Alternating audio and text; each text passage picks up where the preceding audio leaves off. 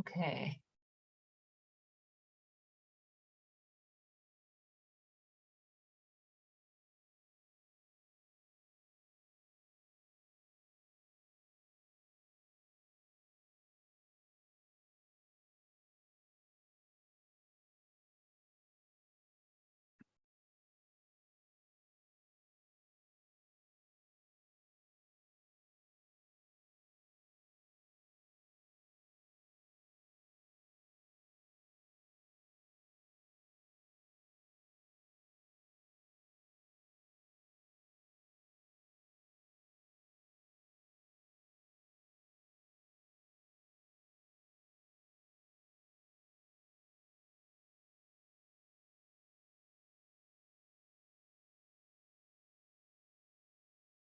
Hi, everyone.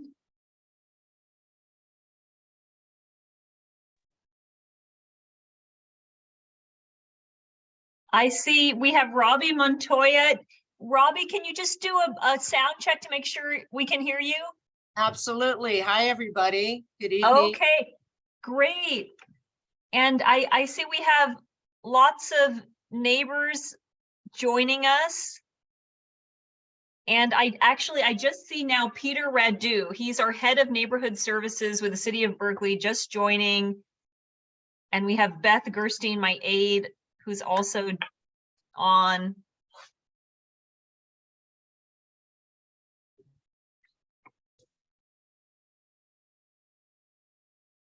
So Peter, do you also want to do a sound check and make sure we can hear you? Test 1 2 3.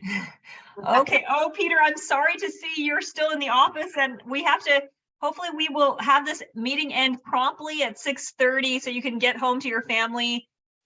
And No worries. It's for everybody's benefit that my toddler isn't running around screaming in the backyard, in the background. okay, I'm gonna have that shortly. I think once my 4-year-old comes home from his daycare. So thank you everyone for joining us. I am your council member, Rashi Kesarwani. I think some of you can see, you should all be able to see my screen. I can go into presentation mode. This is our community meeting regarding the city's leasing of the Berkeley Inn at 720 San Pablo Avenue. And this actually is not a presentation. It is just our agenda for this evening. So I want to start off by some introductions. We have myself, your council member here, and we are very fortunate tonight to have folks from the city as well as from Dorothy Day House. So let me give them an opportunity to introduce themselves. Peter, do you want to go first? Absolutely. Thank you, Councilmember. My name is Peter Radu. I manage the Neighborhood Services Division within the City Manager's Office. And Neighborhood Services includes 4 units. It includes our Code Enforcement Unit and kind of coordinating our various code enforcement responses across the city. It includes our Special Events Permitting Unit. It includes Animal Care Services and our Animal Shelter. And it includes our homeless response team, which is the first point of contact for managing and responding to homeless encampments across the city. And in addition to that, I help advise the council and the city manager on matters of homeless policy. Okay, and thank you very much, Peter, for being here to answer questions. And Robbie, please introduce yourself. Certainly. Thank you very much, Council Member. My name is Robbie Montoya. I'm Executive Director with Dorothy Day House. We currently manage 5 contracted programs with the City of Berkeley. In addition, we, for the past 30 years, provide community meals to the community, as well as a workforce development program and an outreach program. And yeah, that's what we do. We're located here in downtown Berkeley, where we have programs all throughout Berkeley. Okay, thank you so much, Robbie. And then Beth, my legislative aide, is here. Beth, do you want to say a quick hello? Hi, everyone. Hopefully you know who I am.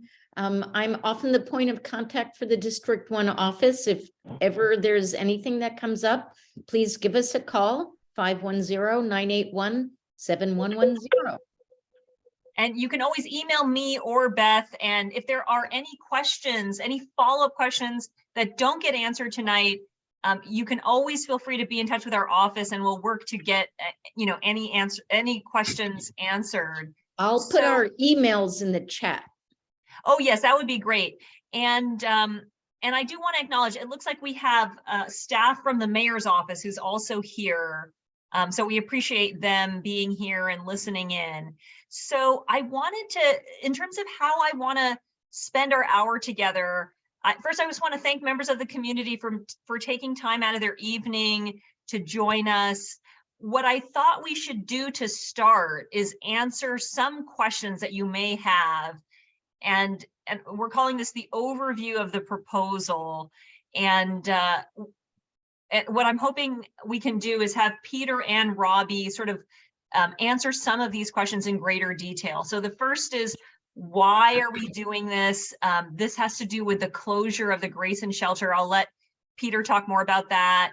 How we arrived at the selection of this site, the Berkeley Inn, to lease for providing shelter to people who are homeless, and how we are currently using the Berkeley Inn, what the cost is and what the duration is in terms of this lease, what the program and services will be, and also contact information for people who are living or operating, doing business close by. I see Moses of Cafe Layla is here.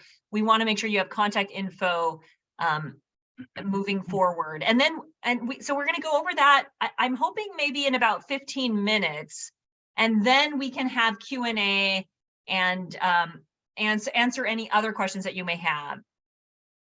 So Peter, do you want to start with maybe the first 3 points, and then Robbie, maybe you can get into the program and services? Sure. And just being mindful of take your time, but realize that we do want to leave plenty of time for questions. Okay. Absolutely. Thank you, Councilmember, and thanks to everybody for the opportunity to join you this evening. So as the Councilmember mentioned, yes, just to back up a little bit, Berkeley is the one of the only communities in the entire state of California, and I believe the only community in Alameda County to have actually seen a decrease in homelessness between 2019 and 2022. It doesn't feel that way. We've actually seen an increase in tents, and that's because of our pandemic-related closure and decrease in shelter beds to allow for physical distancing requirements. And Robbie can speak in depth to what those impacts have been like. So this is sort of an artificial increase in the number of tents and things that we're seeing on our streets. But overall, homelessness has gone down by 5%. That said, we still have on any given night over 800 people on our streets, and we have fewer than 20% of those folks sheltered at this point in time. So we have a legitimate shelter crisis, not just in Berkeley, but throughout Alameda County and throughout the state of California. And so with that in mind, it's been the expectation and I think the imperative, if you will, of every level of government to provide and to do as much as we can to provide shelter for people. Simply being outside and living outside is in and of itself lowers your lifespan and increases your risk of mortality significantly. In addition to all of the community impacts that it creates and all of the impacts that it creates on each of you. So with that in mind, the City Council and deserves a ton of credit for putting its money where its mouth is, for really prioritizing this as an issue in our general fund and opening up a tremendous amount of shelter. Quite frankly, as somebody who's worked in multiple Bay Area jurisdictions over the past 10 years on this, punching way above our weight when it comes to homelessness response and doing what we can locally. So as part of that response, we opened in April of 2021 a shelter back in District 2 in Southwest Berkeley on Grayson Street. And this is a site that is owned by a, excuse me, development company. It is actively undergoing the development review and approval process. But in the meanwhile, there's essentially a large, it's a huge parcel, and it has a large unused vacant at the time warehouse and a huge kind of surface parking lot and parking area or outside space that were going unused and were sort of not being there, not being used.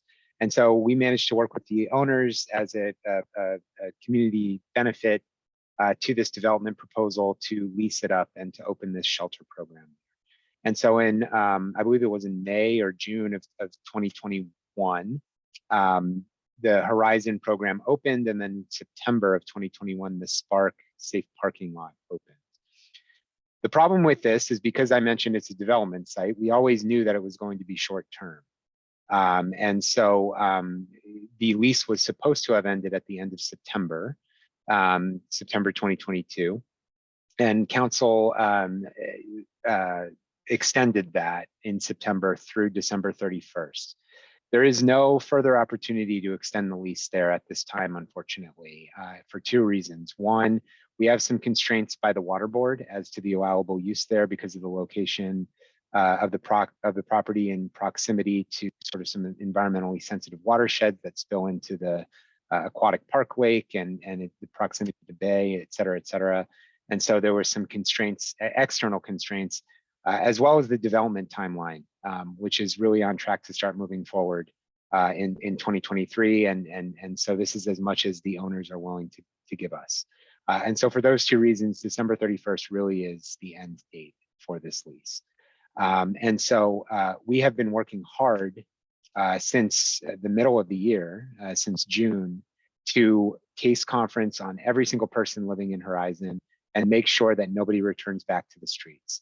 It is a 50-bed shelter. At its height, I believe we had almost all 50 beds filled. It is very rare in my experience that any shelter program ever has all beds filled at all times. There's always some beds in turnover or transition on any given night.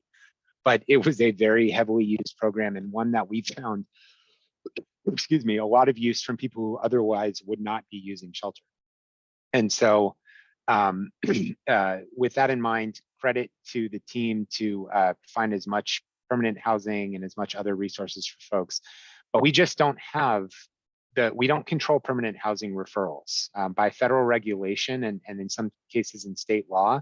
Even for those programs that we partially fund, it is the county that controls the referrals for permanent supportive housing and for permanent housing for people experiencing homelessness. We advocated up and down to the county to prioritize this shelter closing for exit resources. They wouldn't do it. And their hands are tied by certain federal regulations, but they just weren't able to meet that. So our other option was returning folks back to the streets. We desperately can't do that. We can't afford to lose shelter capacity in our community. And so we really went into overdrive to try to find an alternative location. In terms of the site selection, two things. One, there's not a lot of vacant city-owned space right now. There's a lot of social service programs and other programs that the city of Berkeley does. For a community of our size, it is extremely rare to have a mental health division, a public health division. We do a lot of things that cities, sometimes 5-10 times our size, don't do. And that requires a lot of public space, a lot of city space and city facilities. There are very few city-owned facilities that are not being used or currently under lease. And if they are vacant, that are actually suitable for year-round habitation by people from a life safety perspective. So we turned over every stone in terms of looking at a variety of city-owned options. Unfortunately, because most of them are not available, and the 2 or 3 that were just were not suitable and safe for year-round habitation, we had to sort of look to the private market. One thing that the pandemic, I think, shone a very bright spotlight on was the fact that what people who are on the streets really value in terms of shelter are a few things, and we've called them kind of the 4 Ps, right? The ability to bring your pets, the ability to go with your partners, the ability to have storage for your possessions. And then the fourth one is privacy. People value non-congregate shelter and as opposed to a cot in the middle of the room with a bunch of strangers where you could be subject to theft or other wrongdoings while you're asleep. People have been traumatized by that. They've had bad experiences by that, and they simply will not accept those referrals. In our experience as a team that spends a lot of time on the ground in encampments talking to people, they will say yes to a hotel room, and they have said yes to a hotel room when they have otherwise denied repeatedly offers of indoor congregate shelter. And so we wanted to not just provide more shelter space to continue this, but we wanted to make sure that we were providing a shelter that folks would actually use and that would be beneficial to them in terms of getting them off the streets and providing them a level of stability and dignity that could actually put them on a pathway to permanence. And so that's why we focused on really looking at motels and hotels. There's not a lot of motels and hotels in Berkeley that are willing to work with us. Fortunately, we did already have an existing partnership with the Berkeley Inn. And in February of this last year, we partnered with them to implement an annual winter shelter grant that we get from Alameda County to provide short-term motel stays. That's how we were able to resolve the encampments on Harrison Street and 8th Street back in February.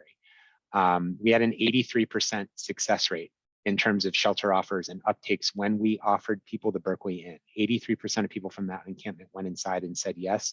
Our overall rate of success across all the encampment closures we do is generally about 40%. So that speaks to the desirability of non-congregate shelter. And the fact that we already had an existing partnership with the Berkeley Inn, an existing proof of concept that this motel can and will work for people, and a very trusted, experienced, Berkeley-bred and grassroots organization in Dorothy Day House. The stars kind of aligned for all of this. In terms of cost and duration, I'm going to try to, Councilmember or Beth, if one of you could give me the ability to share my screen, I can pull up a slide that just kind of breaks down the costs here. Okay, let me make sure I'm not sharing my email backlog. There we go. So this is the program costs. Roughly $793,000 starting in year one with an escalator of about 3% per year. We are offsetting because of the change in use of this program from a tourist hotel to a residential sort of shelter setting. There was a change in insurance that was required on the part of the ownership, which increased their premium. In order to close the deal, we are financing a piece of that. We have also budgeted on an annual basis for repairs. This is a population that doesn't often cause catastrophic damage. And in fact, in Dorothy Day's experience, that is an exceedingly rare event. And so fingers crossed, we do not expect any catastrophic or serious damage, but wear and tear does happen.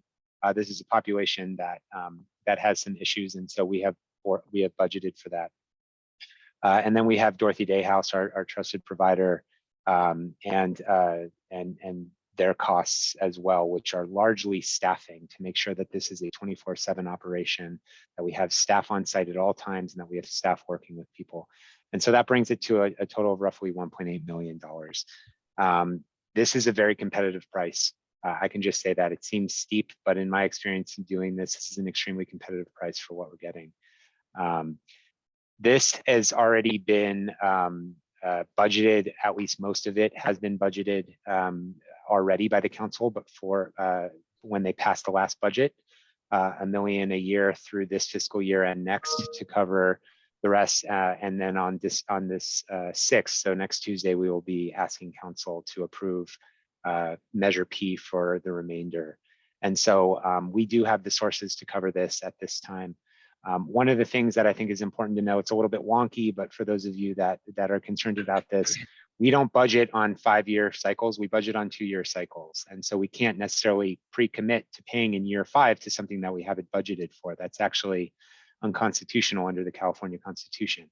And so we've managed to build in an escape clause where we can exit with 100, at least 180, I'm sorry, at most 180 days notice. It can be shortened in certain other circumstances to get out of that lease for any reason. So if we, for example, can't come up with the money, if a severe recession hits, what have you, we are not on the hook for paying something that we can't afford.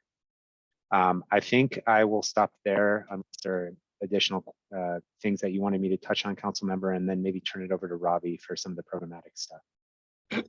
Thank you so much, Peter. That's great. And Robbie, I do want to turn it over to you because I just wanted you to briefly go over, Sure. what will your organization do for that amount, the program and services that will be there on site 24/7. Yes, ma'am.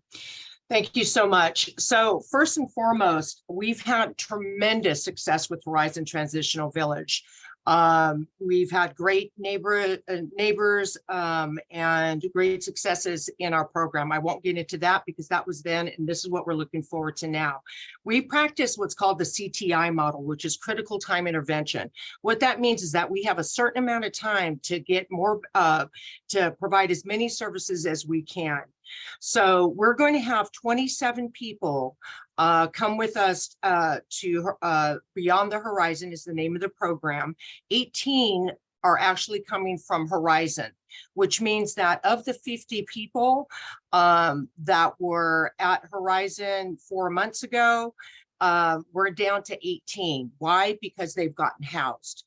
We've actually housed an incredible amount of people in the last 30 days, and I'll talk about that in a second. I kind of want to brief through these. So 27 people will come to Beyond the Horizon. It's going to be staffed 24/7 with 2 to 3 staff members at any given time. The graveyard staff will also have some security background too, along with social service, which is quite a find, trust me. In addition to that, we do what we call fire walks once an hour. In this case, we'll be completely going around the neighborhood, the perimeter of the program. And for Horizon, it was more or less a fire watch, but in this case, it's going to be that. But it's also going to be keeping an eye on the neighborhood, right? Making sure that we don't have people who may have a friend or whatever at the hotel itself and think that it's a good place to hang out. That's not going to happen on our watch. And in fact, the people will not have the privilege, unfortunately, of having people come in and visit them in their rooms or have overnight guests. That's going to eliminate potential problems. And then, so what are you going to get for the money? We're going to have housing navigation. We have a tremendous staff of housing navigators who the successes are enormous. And I have a slide for that. And I can send that information to you as you need it. Case management will be more supporting the participants with personal management, budgeting, life and social skills. Remember, we took at Horizon people who would not come into traditional shelter. They refused it outright. But they came to Horizon, and for the first month or so, it was tricky. I'm going to be completely honest with you. But as in the Dorothy Day way, we were able to build those transparency and respect and rapport, and we were able to get back the same. We're also going to work on permanent supportive housing, alternative housing destinations such as family reunifications, healthcare enrollment, a lifelong, Samuel Merritt University, medical health providers, Berkeley Mental Health, addiction services, options, other employment opportunities with Downtown Streets team and Dorothy Day House, and personal health and welfare, hygiene, self-care. Everything that I just mentioned, we are already doing. We're already doing it with the success at Horizon. Some of our philosophy is we can't do this alone. Dorothy Day is a small organization. We rely on our partners and we have incredible relationships with them. The only way that partners relationship works is if it's committed. And so as an example, we have Berkeley mental health clinicians who come out twice a month to assess and connect eligible guests with mental health team support. Downtown Streets team comes in monthly. Homeless Action Center, Alameda County Healthcare for the Homeless, Samuel Merritt University student nurses, Options Recovery, and other organizations. They come in every month and they work with the client, or I'm sorry, the participant. We understand that giving somebody a piece of paper to go get services, it doesn't work. We bring the services to the individual, and that's why we've had so much success. And just to give you an idea, health and well-being, we've had 109 participants connected to healthcare. We've had 72 people receive their boosters or COVID vaccines. 51 participants have been connected to Berkeley Mental Health. Lifelong has served 58 people. 73 people have gotten medical or dental care, and 24 lives were saved. 6 people OD'd on fentanyl. We were able to save their lives because we are really severely trained in Narcan and other life-saving measures. And the other 18 people had heart problems or other type of internal problems that we were on site and able to help. This is going to be of interest to you. 77 participants are currently in the HRC, which is the housing queue with BACS. 39 additional guests were assigned housing navigators. 142 people have been assessed through our partnership with BACS at Horizon. 35 guests have worked or are working with Homeless Action Center for SSI. 83 participants have been connected to HAC in general for GA and other related benefits. 54 people were reunited with family members. To date, 18 are on the housing path, 15 matched, 9 were housed within 30 days, the last 30 days, with 10 more people in the housing queue ready to be matched. A couple more, 15 were connected to Downtown Street Team for employment. 24 participants were connected to other employment opportunities, and 20 people were connected to treatment through Options Recovery. So that just kind of gives you a snapshot of our commitment. Again, our philosophy is bring the services to the individual. Partners are everything for Dorothy Day House. Our partnership with the city of Berkeley and our commitment to our neighbors is just as important to us as our relationship or our commitment to our participants. I would say that we were very good neighbors at our Grayson location. Anytime there was an issue or potential for an issue, I was only a phone call away, and I responded to those phone calls within 15 minutes. So, you know, we're in this as a committed partner to everyone. And our approach works. Dorothy Day House approach works. And then I don't know how many of you had the opportunity, but there was recently on KTV Channel 2, there was a piece on Horizon, which really showed the program's value. And I really, truly believe that we could bring that value to the Berkeley Inn and get the same, if not better, results. Thank you so much, Robbie. And you may have said this, so forgive me if you did mention this, but can you tell us how many staff will be there at any given time? Is it more during the day and less at night? I know you said in the evening they have a security background, but if you could just talk about numbers. Sure. We have a minimum of 2 staff people and then an additional program manager during the day. So we have 3 people on staff. Most times the overnight staff, there's 2 people because there's not a whole lot of interaction. You know, and like I said, we were very fortunate to have people who not only have social service background, but good customer service skills as well as security. which is really kind of the trifecta for this type of location. Okay, thank you, Robbie. I do want to be mindful of our time because I do want members of the community who've joined to have an opportunity to get their questions answered. And so the way we can do this, some people have already put in some comments and questions in the chat. If you want to put your question in, Beth will look at that and I will look at that as well, and we can go through as many of those as we can. There is a comment from Joyce about, why are we hearing about this now? So let me just explain to you, explain to everybody, how this came about. As Mr. Radu noted, the Berkeley Inn has been used by the city in the past for 28-day motel vouchers for individuals who are unsheltered on the street. And so the city entered into lease negotiations with the Berkeley Inn with the concern that the amazing program that Dorothy Day House is running at the Horizon Shelter, the Grayson Shelter, is going to close at the end of this year. So the city council, meeting in a closed session, voted to enter into this lease. So that is why we are seeing on the council agenda and a public meeting the approval of this lease on December 6th.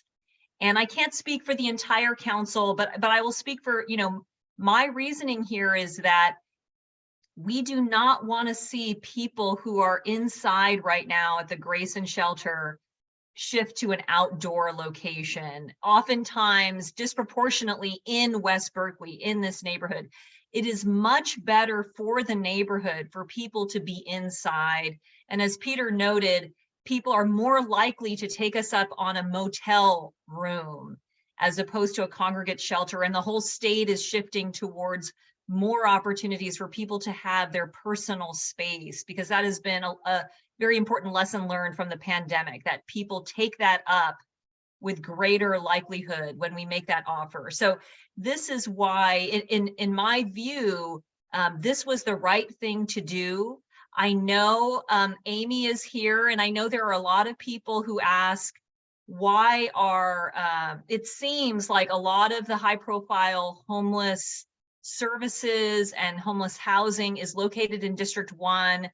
Peter, you have your hand up. Maybe you can answer that, help us with that question of the distribution of homeless services across the city. And if you want to add to anything I just said, if I've misstated anything, please feel free to do that. I have a question. Should I be on the call or should you just take off? Because it seemed like you're just talking about your agenda, but have nothing to do with the business that's been there for 17 years. And So we have Moses, big problems. please, if Listen, you have a we question. have big problem, not question, because we have big problem. You put that in last year and we ended up closing in the evening because half my staff felt unsafe and quit. And now you're bringing this in and you're telling me, well, deal with it. I have 17 people been with me for 17 years and Okay. they're all scared. And we have 4 other people at the hotel that have been working. They're almost homeless because of it, because the owner of the hotel gave them 2 weeks to leave. So I'm not sure exactly, you're talking about helping these people, which is wonderful, but you still have 22 people that are scared and we're wondering what's going to happen with them tomorrow. We have tons of problems Moses, with the, we're happy to with the talk to you homeless people. offline, but It seems like it's please, too late. please don't interrupt. Please I don't can't interrupt. I'm going to have to This is mute my you. life. Okay, I ask that everyone please be respectful and wait your turn. I understand there can be strong emotions, but we really cannot proceed if people are going to interject. And Moses, we're happy to talk to you offline about your concerns, but please let's give Peter an opportunity to respond. Yeah, I just want to be very brief because I know people have questions and we want to get to those. So first point is that the reason that this is, it seems, I can understand the perception that this is coming to you like 5 days before council's voting on it. It seems like a done deal. I want to stress and reiterate something I said earlier, like the insurance and getting insurance coverage for the hotels to get insurance company coverage for this use was an excruciating process and took months. They actually only found 2 carriers that were willing to underwrite a policy. And it wasn't until literally about 2 weeks ago that we were able to solidify that, and to then in very short order, in a matter of days, turn around and draft the lease. And so we got it to council as quickly as we could. I had to pull some serious strings internally to get this to the clerk, on such a tight timeline. We turned it in last Wednesday, the day before Thanksgiving. And so Beth turned around and scheduled this meeting for as soon after Thanksgiving as was feasibly possible for everybody's calendar. So we have not been withholding this. We are literally bringing this to you as soon as we could, because it was just finalized a matter of days ago. And so that's the tight timeline there. Number two, in terms of the distribution of shelter programs across the city, it's an excellent question, and one that we were definitely, wanted to make sure that we had the opportunity to address. So I can certainly understand the perception that everything is falling in District 1. If you look at actually the distribution of our programs, this is what it looks like. And this includes all permanent supportive housing for people experiencing homelessness, shelter for people experiencing homelessness, and drop-in center programs. If you were to take away the 4 programs that have opened up actually in the last couple years, so the Stair Center, the Golden Bear Inn, the Berkeley Inn, and then the, I think there's one other that I'm missing here. Oh, the Roadway Inn, all of which have been in District 1. You would actually see that District 1 historically has had a very low percentage of shelter relative to the rest and programs relative to the rest of the community. So it's actually been just that our recent programs have been in District 1. And that's a testament really to this council member's strong support for bringing people off the streets and her moral commitment to that. And the staff are very appreciative and supportive of that.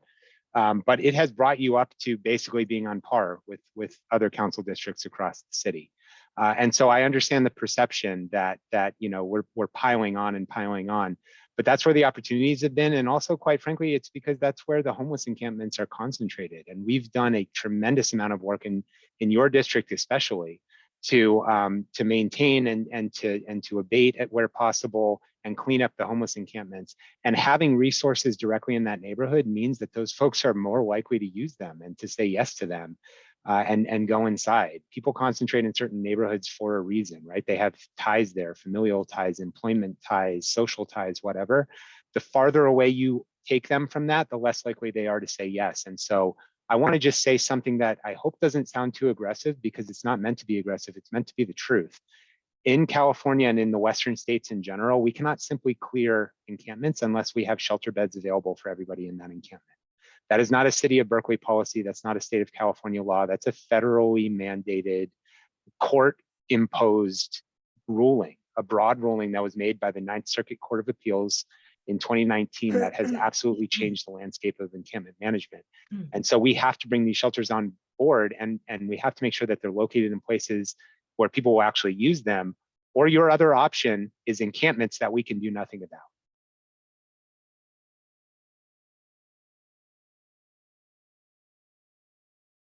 Okay, thank you, Peter, for that. I do see a lot of folks are saying that they have the same safety concerns that Moses raised, and I want us to have a productive meeting and not have people just sort of talking out of turn. So I'm very happy to address those safety concerns. And actually, Robbie, can you speak to your experience at the Grayson shelter? And I'm going to have Moses come back in because he is in the waiting room right now, so he can also hear this. Well, first of all, I want to say that I completely understand. When I came to Berkeley, one of my first jobs was as an ambassador for downtown. I get it. I get the business plight. I've worked with John Kaner in downtown with the Double Helping Hands program. And we, in fact, are going into an endeavor that has nothing to do with this meeting. But so I understand, I do. We are good neighbors. We try to be good neighbors. At Grayson, our neighbors were bare, right? All they had to do, if they saw a tent go up on the street, they would call. And as I said before, we responded immediately to that. We do, all I can all I can promise you is that we will do our utmost due diligence to canvass the area regularly, once every hour, walk through, check in on the business. We want to get to know our neighbors. We want to make sure that our participants are respecting the neighborhood. And I have to tell you that in truth, this is not a perception, this is truth.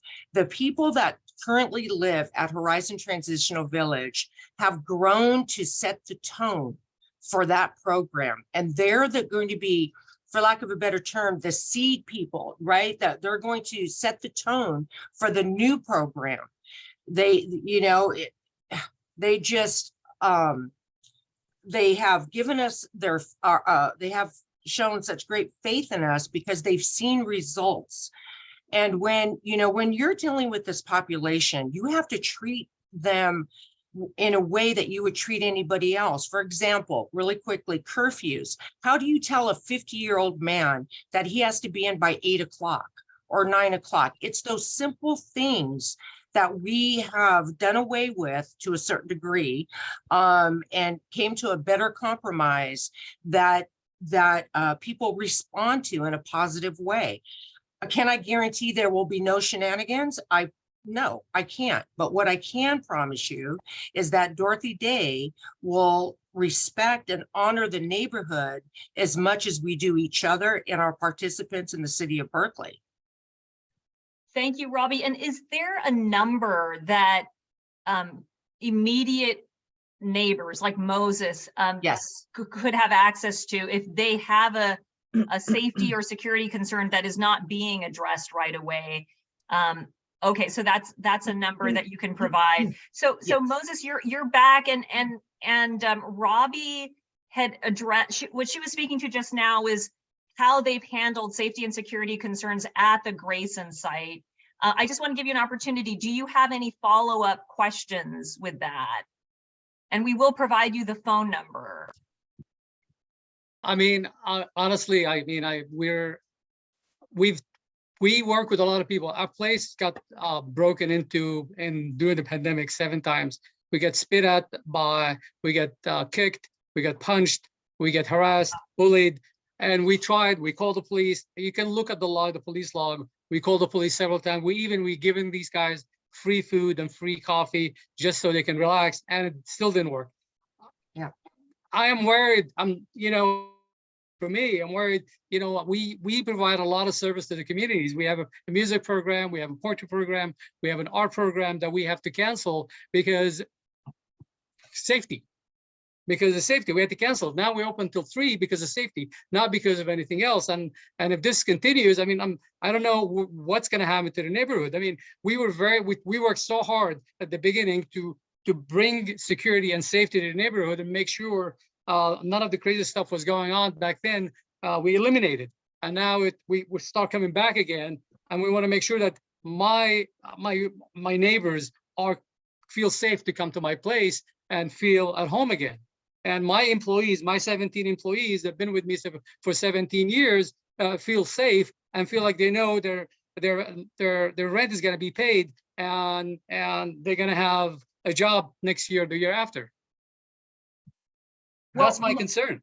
Yes, I mean, Moses, we share, and I just want to say I absolutely want your restaurant to thrive and succeed. And I'm sorry to hear about those multiple break-ins, and we will do whatever is necessary to ensure that this immediate block is safe and has resources and investment. And so, this is not just a council action that will happen on December 6th and then nothing further. We want to be having an ongoing relationship to make sure that this is working for the immediate neighborhood. There are some people who have hands raised, and I do want to acknowledge, okay, Robbie has put in the phone number here, and if people want to write that number down, actually 3 numbers down. Robbie, do you want to clarify the other 2 numbers, who those folks Yes. are? Yeah, that's my personal cell phone. Roshan Atkins is the Director of Programs here, and Angelina Roman is the on-site manager for Beyond the Horizon. And quickly, I want to point out that there's also an upside to having this program here is you're going to have more eyes in your neighborhood in the immediate area. You're going to have staff there continuously once an hour, 24 hours a day, number one. And number two is, you know, I would venture to guess, or at least my best hope is that any crime or anything that would likely not come from the participants, because their help would be, the help that we're providing them would be in jeopardy. And because of our success rate, they wouldn't want that.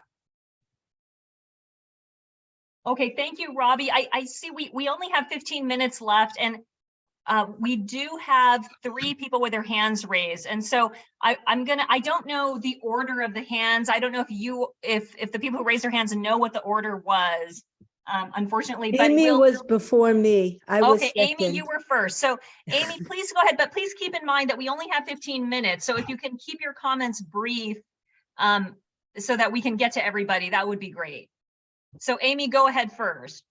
Hello, I have 2 quick questions. One question is, it sounds like a lot of what is being offered at the Berkeley Inn is in some ways redundant of what is going on a block away at the Golden Bear Inn, which apparently hasn't opened yet, even though I think they were supposed to open that summer.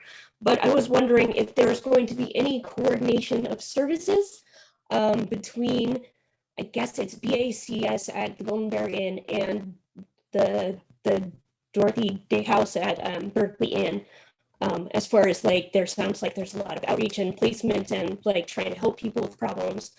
And my second question is if Dorothy Day House would be able to facilitate open community communication, because I would personally like to be able to be aware of what times the Berkeley Inn residents might be problematic for Cafe Layla, because I love Cafe Layla. I go there all the time. I want to be supportive of my local businesses. It sounds like what's going on at the Berkeley Inn is helpful for homeless people, but I realize they can call you guys for problems, but I would like to know when these problems arise, and I would love there to be some sort of facilitation on transparency about what is going on, so that, you know, the neighbors could be supportive in whatever way possible to either whoever's at the Berkeley Inn or at Cafe Layla or other neighbors. Is that going to be an option? Is there a way to have a greater community network of communication? Okay, Amy. So the first question about coordination between BACS and Dorothy Day, I do want to acknowledge these are 2 separate programs. One is permanent supportive housing, the other is transitional shelter. But Peter, can you speak to whether there is any coordination planned or being considered at all? I mean, in a short word, yes. I mean, we as a city convene our homeless providers regularly for case conferences and to make sure that we're serving people in shelter and on the streets to make sure that they get into permanent housing. So the distinction that the council member made, which is that the Golden Bear Inn is permanent housing. People will have a lease, they will pay rent, they will be entitled to that unit, just as any renter on this call is to their unit. And the Berkeley Inn is going to be emergency shelter. Folks do not pay, they're not entitled to the unit. It's a program that they're participating in, right? And so I can speak with confidence that Robbie and her team are going to be working to do everything within their power to put people in the best possible position to get referred to the Golden Bear Inn and other permanent supportive housing programs so that they can be permanently housed members of the community. And so in that respect, we're going to try to do everything we can to create a pipeline from one to the other. Okay, thank you. And on the question related to transparency, I mean, this is a broader, I think, issue where I will work to think about how we can share more of our successes and our performance metrics and how we are doing in terms of homeless services, so that there is greater transparency. I do think that's an area where I would like to see our city improve and have more public facing information. Like, for instance, just the slide that Mr. Radu just showed of where homeless services are located, that in fact they are, they're not all in District 1, which is what we saw. You know, I think a lot of this information, there's a lot more information that we can share, and we'll certainly figure out the best way to do that. So I want to go to, I know we have Meryl, I think, and there's another person who may have had their hand raised. But before I do, there was somebody, Hans, I hope I'm pronouncing your name correctly, Hans. I know you've emailed us this issue of safety. You know, that's why we will stay in touch. We do actually do check-ins. We have another transitional hotel, the Roadway Inn on University Avenue. We check in with businesses next door to it to find out how they're doing and how we can support them. So we will do that in this case as well. And if there is a need for greater police patrols or some kind of private security, I'm going to make sure that we do everything we can to make sure that the block feels safe. So I do want to say that possibility is open if we find that there is a need for that level of security. So I hope I'm answering that question there.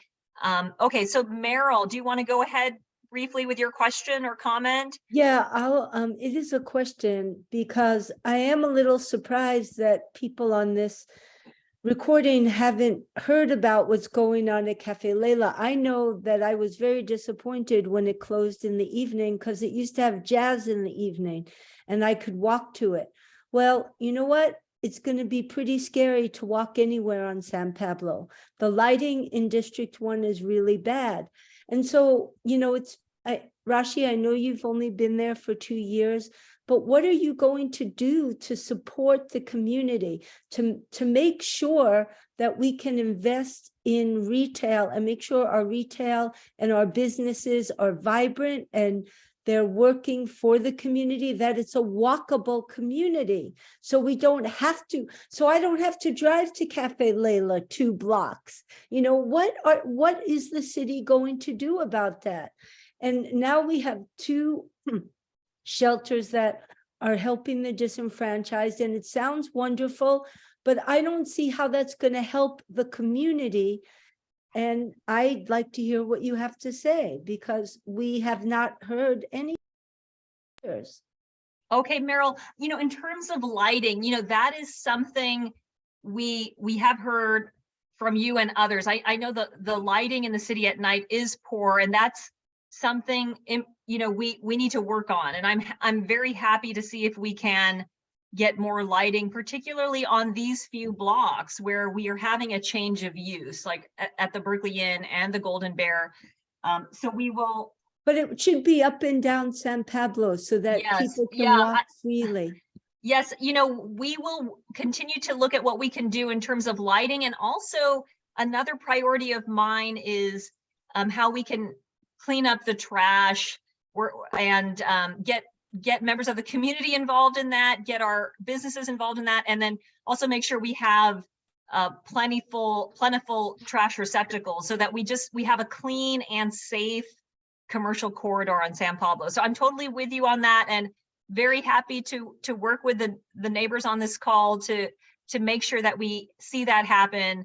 So but let me Rashi, just go to one last thing Meryl, just in about terms of retail. time, I do want to give another person an opportunity. Yeah, but I just wanted to mention this. How can you help build retail now that we have these 2 shelters on in Okay, the community? Meryl, I'm not going to answer that now because you've had an opportunity to ask a question already. So, but we can talk more about that because I guess I'll just briefly say, we have a priority development area in San Pablo, on the San Pablo corridor, where our city is going to study this issue of nurturing and supporting ground floor retail. So that work is going to commence soon, and I can give you more detail on that. But let me go to, so the next person, I think it is, hang on, let me just check here.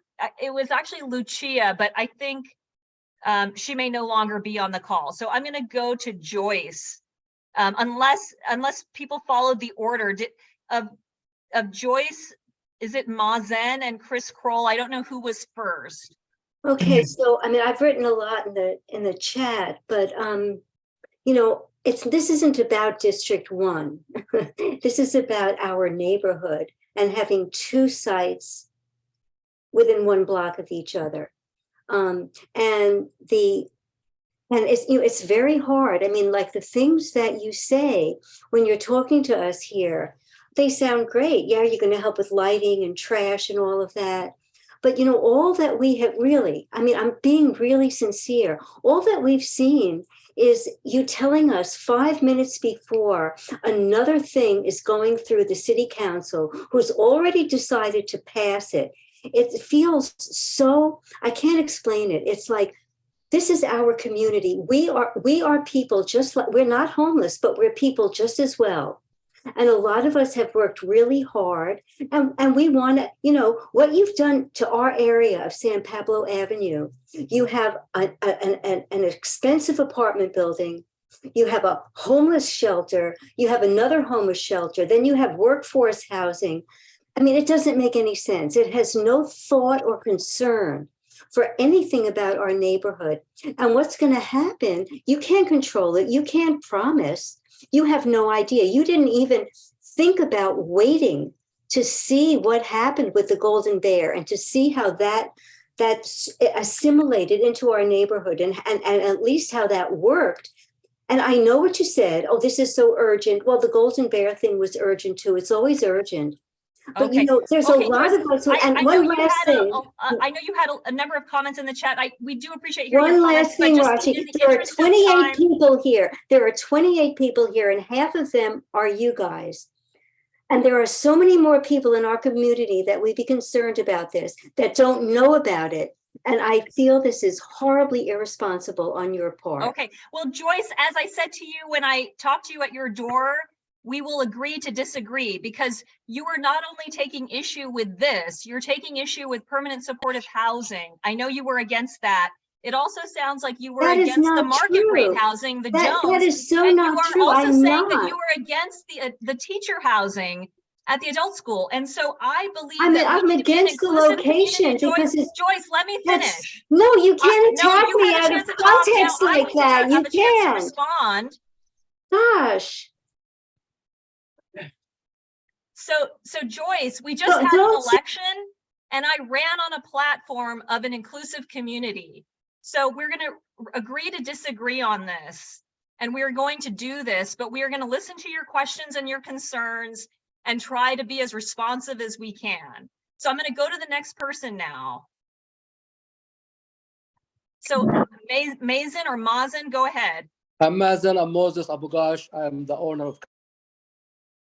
I actually understand the homeless situation and I feel bad for them. I have a son, he's a schizophrenic and he lives in a homeless place, mental in Walnut Creek.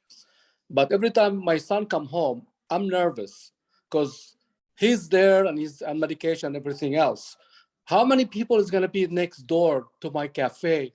I mean, I understand they're human being too, but some of them like mentally ill. They're gonna come outside, and I'm not gonna stand there all day calling the police, calling you guys. I have a job, I have a business to take care of. And So, how many people? Mazen, can I ask you gonna which be there? business?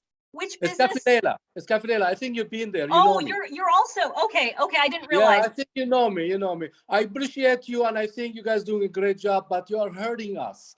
All my employees actually. I'm not just saying that they're nervous because I stand outside. I like to talk to my friend and my customer all day long. I have to actually fight with homeless people. It's not homeless, a human being. They are mental. They go outside and they fight. They're yelling at me. 2-3 times they want to fight me. I called the cops. A cop came half an hour after. Somebody will be hurt by the time the cop comes. So Okay. how can we be safe and secure in our own business, the one we create for all the neighborhood? We actually popular all over the Bay Area because we have a great restaurants. And I'm afraid to go there now because I don't have the energy and the time to fight with every homeless person come and give me shit down there. Sorry my language. So I need to Okay, know so what make us safe. How can you provide us protection? yes, so Mazen, we need to continue to discuss this with you with your, with others who are running your business as well. We want you to feel safe, and part of why I believe we need to promote these indoor housing options. I don't know who was having, who was mentally ill in front of your restaurant. Oftentimes, Every one of them. those I have people are like unsheltered. They don't every have a day, room. every day So from what we're Berkeley. trying to do is create opportunities for people to be inside with services.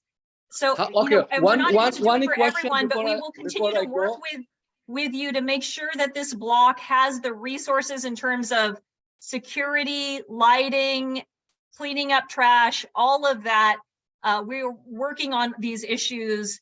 And so Mazen, in the interest of time, we have some other hands raised. So I want to give those folks Just an one last opportunity. question. I know it's very important. When somebody come, like from your hotel, do you guys screen them, or you check their background, you check their alcohol level, you check their drugs level, their Okay, mental so illness? Mazen, let Robbie answer that. Okay. So we have a very extensive screening process. Okay, so without getting into the long description, in order for somebody to access services, they have to meet a certain criteria. Having said that, we have partners. Now we're not mental health specialists at Dorothy Day House. We're really good at our work, but we're not that. What we do then would call Berkeley Mental Health, and we would get them referred to them so that they can get their wraparound services that way. Everybody is taken on an individual basis. We have a very detailed screening process on the onset. So we know the signs, and we would immediately get that into their case plan while they're with us. If they have addiction problems, then we'd immediately call options. So we don't wait until there's a problem. We prepare for the problem. Will there be problems anyways? Of course. I'm not going to sit here and guarantee that there won't be, but what I can tell you, historically speaking, we have 3 programs right next door to each other here in downtown Berkeley. 3 that are running simultaneously. And because of the way we do business with these folks, and to some degrees it is because they have an expectation of us, we have an expectation of them. And based on that, we don't have many problems whatsoever. Occasionally you'll get a person who's grumpy and have shenanigans, but because we're proactive and we have tremendous responses with our partners, it's reduced drastically. And we will be on site in the neighborhood, making sure that our folks that we're serving at that time, they're staying at that hotel, are not being disruptive. And we can prevent that to a certain degree because they want the services that we're providing. They want them. Otherwise, they wouldn't be with us. And remember, these are people who traditionally don't go into shelter, and they're running to us. We have a wait list of people who are knocking at our door because of who we are and how we treat people. So they do not want to jeopardize that help. And the way that they would jeopardize it is by, creating problems in your neighborhood. Okay, thank you, Robbie. I do. Just one last question, please. One last question. No, Mazen, no, we can't. We're already over time, and we have 2 people waiting. I pay you for your time. How much is I'm it for gonna one have more day? to mute you because we have to be respectful of everyone to give everyone an opportunity. So I'm gonna have Nancy and then Dietmar.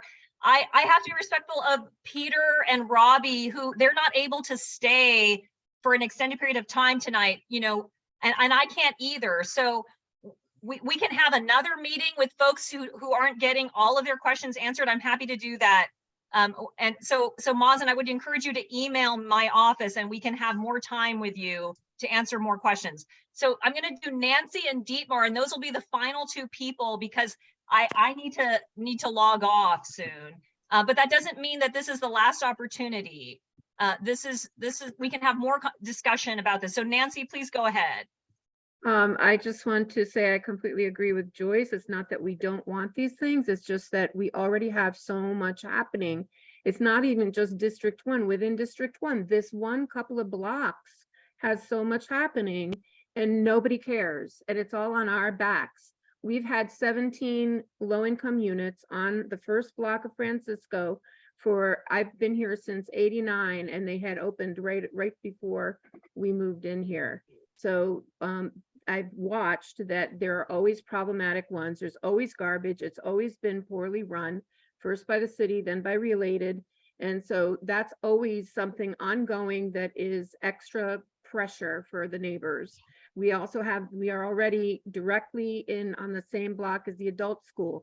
There's problems with that here and there. We have to meet twice a year to help deal with these problems that come up regularly with the adult school. And that both sides, we do our best to make it work, but it's also extra work. And as you know, the workforce housing is going right at the corner of Francisco and San Pablo, and you can't put in six floors of a building with all these units and think it's not going to impact the neighbors. And we've got Golden Bear. We've lost community hotel, for visiting family and teams, and like we're losing that to make it that program, which we're not even seeing how that's working.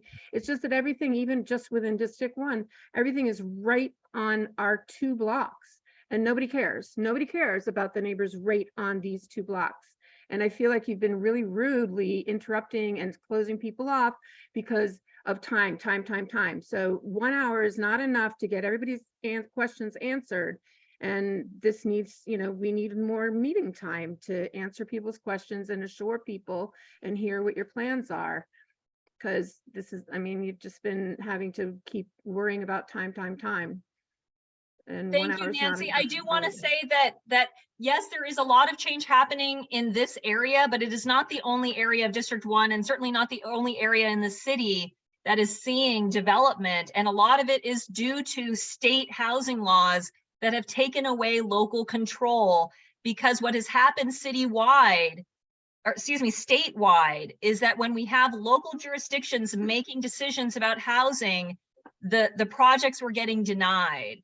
And so the state has now changed the laws so that most of these projects are not open to discretion.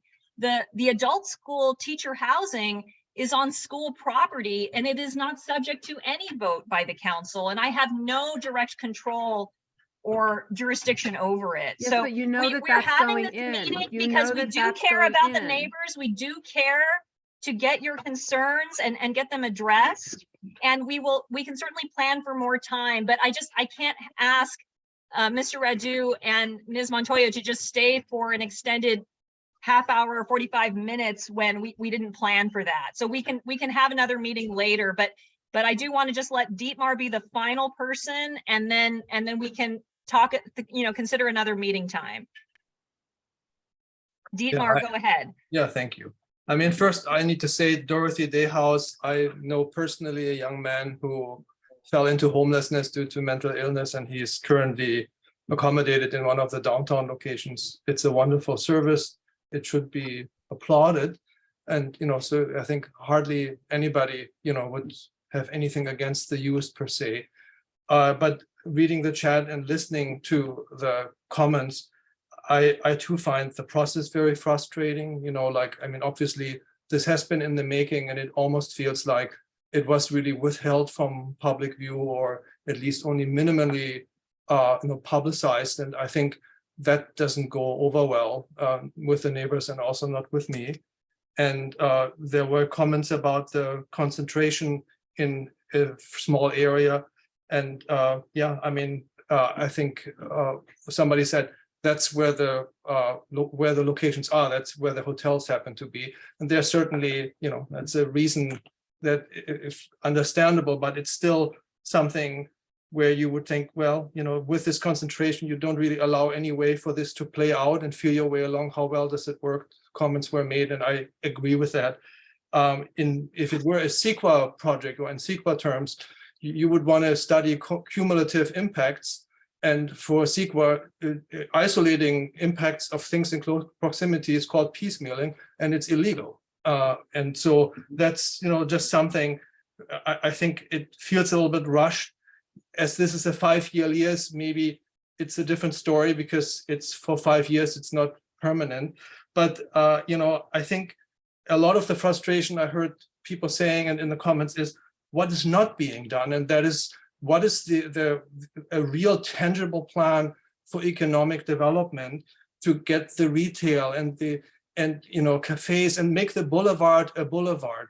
And it seems the singular focus on one problem, admittedly a very important problem, homelessness, but you have to kind of walk and chew gum. So in order for this to work in concert, you also need to maintain and create a healthy kind of neighborhood. It's a little bit like in an airplane. When the masks fall down, they tell you, put the mask on you first before you help others. And it's a little bit of maintaining the integrity of the neighborhood and the economic viability of the local businesses, because they're so precious. If they fall, what are we going to left with? Big box stores. This is a really important, and Sao Paulo and this stretch has been suffering. So I think there needs to be more discussion. I would urge a continuation so that this is not rushed, and then also bring somebody in from economic development to speak to this. Maybe there's a matching fund. Okay, Deepar, thank you. I just want to say, maybe you missed what I had said earlier, that the city has received a grant from the Metropolitan Transportation Commission for the San Pablo corridor. It is a priority development area, and we're going to use those grant funds to study the issue of ground floor retail and how we can nurture it and help existing businesses thrive. So that work is going to commence. And, I will just say, we don't have the luxury of waiting. If we don't enter into this lease on December 6th, we were going to have 27 people out on the street. And I would argue that that is going to have a greater detrimental impact on the neighborhood than waiting. So I'm going to leave it there for now. I understand there was a desire to have more time to answer more questions and have more discussion. And we can certainly do that. If folks want to email me specific questions, we will answer those, and we can look to have another time.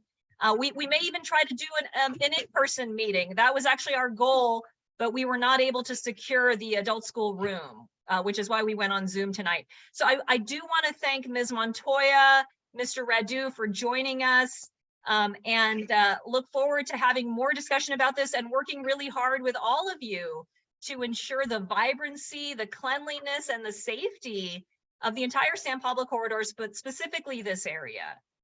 Okay, everyone, thank you so much. I'm going to end the meeting now and look forward to further discussion and conversation.